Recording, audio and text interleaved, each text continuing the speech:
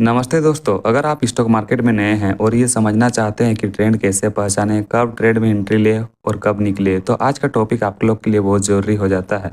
आज हम बात करने वाले हैं ईएमए यानी एक्सपोनेंशियल मूविंग एवरेज के बारे में। ये वो इंडिकेटर है जो मार्केट के मूड को बताता है, यानी मार्केट ऊपर जाना चाहता है या फिर नीचे। एक छोटा सा उदाहरण लेके समझ सकते हैं ईएमए कैसे स्टॉक मार्केट में काम करता है। ईएमए चार्ट पर एक स्मूथ लाइन की तरह दिखाई देता है। मान लीजिए किसी स्टॉक की कुछ पिछले दिनों की कीमतें इस तरह दिखाई दे 98, 100, 102, 105। अगर हम ईएमए लगाते हैं तो ये 105 और 102 यानी हाल की कीमतों को ज़्यादा वेटेज देगा। इसीलिए ईएमए ऊपर की तरफ जल्दी मूव करेगा और हमें बताएगा कि मार्केट भी अप ट्रेंड में है। अगर कीमतें गिरते हुए दिखाई दे जैसे 105, 195, तब ईएमए तेजी से नीचे गिर जाएगा और हमें दिखाएगा कि मार्केट डाउन ट्रेंड जा रहा है। अब स्टॉक मार्केट में ईएमए की क्या भूमिका होती है, इसको भी जान लेते हैं। ईएमए की सबसे बड़ी भूमिका है ट्रेंड पहचानना और ट्रेंड में सही टाइमिंग देना।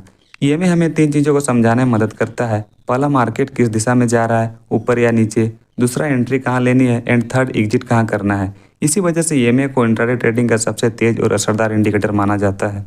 अब ईएमए किसके लिए ज़्यादा उपयोगी होता है, इस बात को भी समझ लेते हैं। ईएमए ज़्यादातर उपयोगी होता है scalping, intraday trading, short term trading, क्योंकि यह तेज़ी से बदलती कीमतों पर प्रतिक्रिया देता है। लॉन्ग टर्म इन्वेस्टमेंट में लोग ज़्यादातर एसएमए का इस्तेमाल करते हैं। अब दोस्तों, स्टॉक मार्केट में ईएमए के फायदे और नुकसान के बारे में भी जानना बहुत ज़रूरी हो जाता है। कुछ पॉइंटों के माध्यम से जान लेते हैं इसके फायदे और नुकसान के बारे में। ईएमए के फायदों की बात करें तो इसमें फास्ट रिएक्शन दिखाई देता है। कीमतें बदलते ही ईएमए तुरंत मूव करता है। दूसरा, ट्रेंड जल्दी दिखाता है। एसएमए की तुलना में जल्दी ट्रेंड पकड़ता है। थर्ड, एंट्री और एग्जिट में मदद।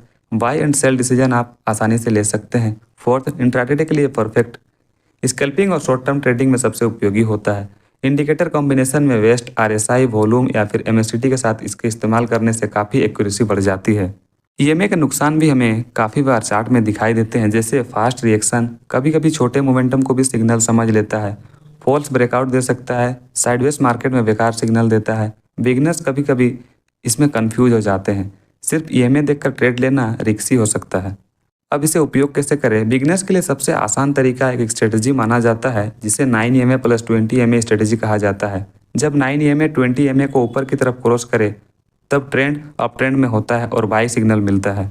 और जब 9 नीचे की तरफ 20 को क्रॉस करे तो ट्रेंड डाउन ट्रेंड में होता है और हमें सेल सिग्नल मिलता है।